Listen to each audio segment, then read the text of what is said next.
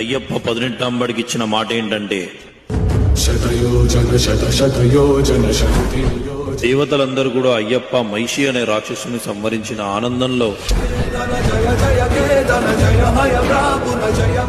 ఏ మహానుభావ, లోకరక్షక, అఖిలాండకోటి బ్రహ్మాండ నాయక, మీ యొక్క చిట్టి చిన్నారి పాదాలు మాపై మోపి మీ యొక్క శ్రీచక్ర యోగ పీఠాన్ని అధిష్ఠించండి అన్నారట.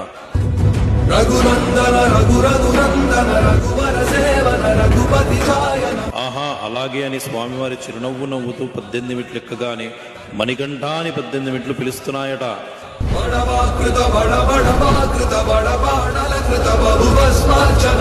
ఏంటి నాయన అలా పిలిచారంటే, సాక్షాత్తు లోకరక్షకుడైన మీరు మాపై కాలు మోపారు కదా, ఇకపై మిమ్మల్ని చూడడానికి వచ్చే భక్తులు మాపై మాత్రమే కదా కాలు మోపి మిమ్మల్ని చూడాలి.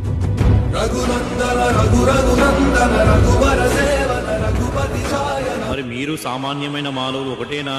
మరి కాదు కదా. మరి మీకు తత్సమానులుగా ఉన్నవాళ్ళు మాత్రమే మాపై కాలు మోపాలి. ఎలా? ఒక మండల కాలం వరకు బ్రహ్మచర్య దీక్ష ఉంటూ ఉదయం సంధ్యల చన్నీటి స్నానం చేస్తూ భూషయనం చేస్తూ ఏకభుక్తం చేస్తూ సదా మీ యొక్క నామస్మరణ స్వామియే శరణమయ్యప్ప అన్న నామస్మరణతో జపించిన వారికి మాత్రమే అర్హత ఉంటుంది స్వామి. తదాస్తు అని వరమిచ్చారట స్వామి.